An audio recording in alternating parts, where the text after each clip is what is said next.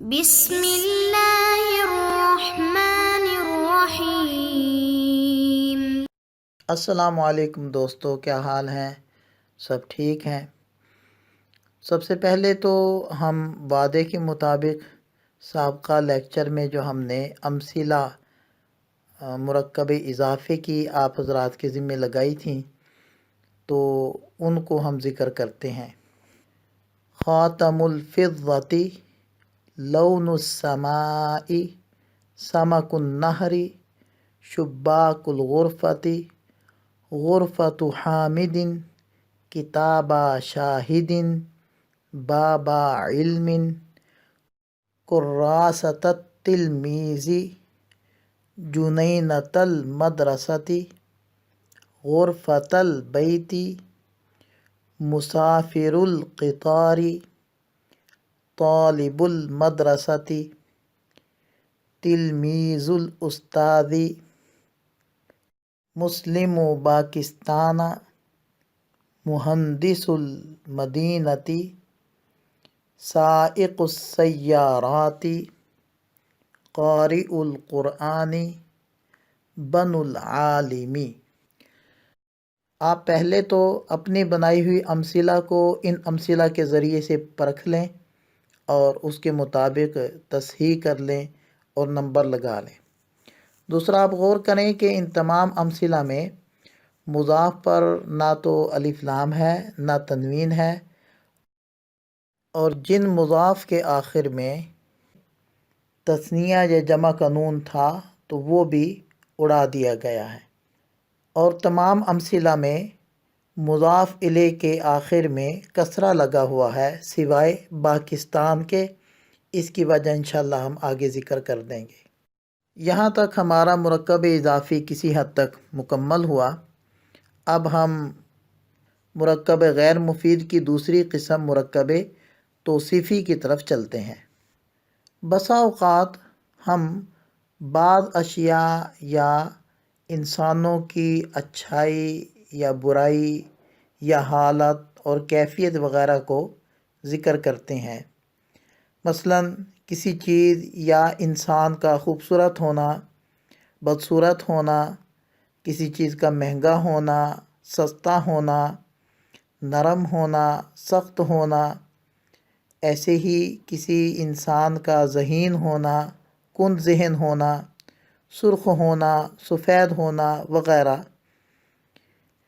ان احوال کو ذکر کیا جاتا ہے۔ اس کی کچھ امثلہ تو اسم کی علامات میں گزر چکی ہیں، ہم ان کو بھی دہرا لیتے ہیں، جیسے ٹھنڈا پانی، گرم چائے، ذہین بچہ، کند ذہن بچہ، لمبی رات، چھوٹا دن، وسیع گھر، خوبصورت گاڑی، مہذب آدمی، شدید سردی۔ ان تمام امثلہ میں آپ غور کریں کہ پہلا لفظ وہ کسی نہ کسی حالت کو یا کسی خوبی کو بیان کر رہا ہے، اور دوسرے لفظ کی خوبی یا حالت بیان ہو رہی ہے۔ تو جو لفظ کسی حالت کو یا خوبی کو بیان کرے اس لفظ کا نام رکھتے ہیں صفت، اور جس کی خوبی یا حالت بیان کی جائے اس کا نام رکھتے ہیں موصوف۔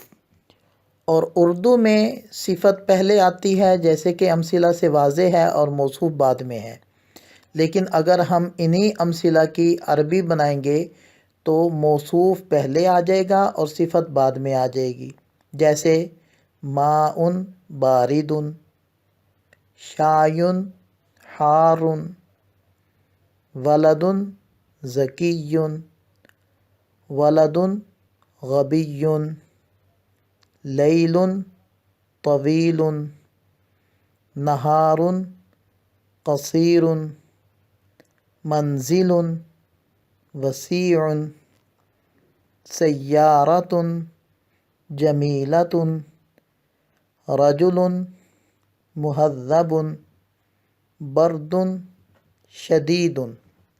تو دیکھیں، ہم نے اردو والی امثلہ کی جب عربی بنائی تو جو لفظ کسی حالت کو بیان کر رہا ہے وہ بعد میں ہے، اور جس کی حالت بیان ہو رہی ہے وہ پہلے ہے۔ مزید وضاحت کے لیے چند ایک امثلہ اور دیکھیں۔ الفلاح التعبان،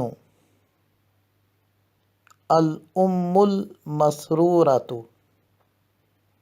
بنت حزینۃ،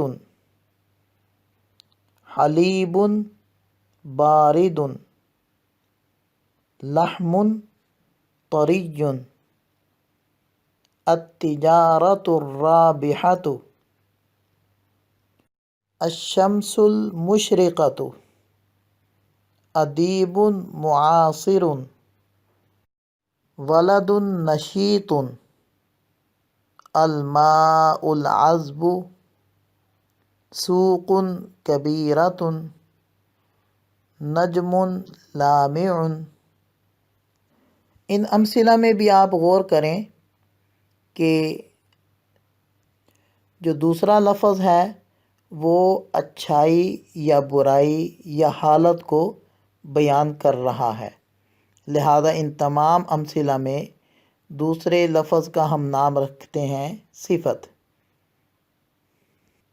اور پہلے لفظ کی اچھائی یا برائی یا حالت بیان ہو رہی ہے، لہذا ان میں سے پہلے لفظ کو ہم کہیں گے موصوف۔ امید کی جاتی ہے کہ اب تک کے امثلہ سے آپ حضرات موصوف اور صفت کو خوب اچھے سے سمجھ چکے ہوں گے۔ اب مرکب اضافی کے کچھ ضابطوں کی طرف جانے سے پہلے ہم چند ایک امثلہ اور دیکھتے ہیں، اور پھر ان میں ہم ضابطوں کو سمجھیں گے۔ مسلم، مسرور، مسلمان، مسروران، مسلمون، مسرورون، الطالب الذکی، الطالبان الذکیان، الطالبون الذکیون، بنت حزینۃ، بنتان حزینتان، بنات حزینات، السیدۃ العاقلۃ، السیدتان العاقلتان، السیدات العاقلات، رجل مہذب، رجلان مہذبان، رجال مہذبون۔ ان امثلہ میں پہلی غور طلب بات تو یہ ہے کہ اگر موصوف واحد ہے تو صفت بھی واحد ہے، اور اگر موصوف تثنیہ یا جمع ہے تو صفت بھی ایسے ہی تثنیہ ہے یا جمع ہے۔ دوسری غور طلب بات یہ ہے کہ اگر موصوف مذکر ہے تو صفت بھی مذکر ہے، اور اگر موصوف مؤنث ہے تو صفت بھی مؤنث ہے۔ تو امثلہ میں غور کرنے سے دو ضابطے ہمیں سمجھ میں آ گئے کہ اگر موصوف واحد ہوگا تو صفت بھی واحد ہوگی، اور اگر موصوف تثنیہ ہوگا تو صفت بھی تثنیہ ہوگی، اور اگر موصوف جمع ہوگا تو صفت بھی جمع ہوگی، جیسے کہ امثلہ سے واضح ہے۔ دوسرا ضابطہ یہ سمجھ میں آیا کہ اگر موصوف مذکر ہوگا تو صفت بھی مذکر ہوگی، اور اگر موصوف مؤنث ہوگا تو صفت بھی مؤنث ہوگی۔ ان امثلہ کے بارے میں بقیہ گفتگو ہم اگلی ویڈیو میں مکمل کر لیتے ہیں۔ اللہ تعالی ہم سب کا حامی و ناصر ہو۔ دعاؤں میں یاد رکھیے گا۔ السلام علیکم۔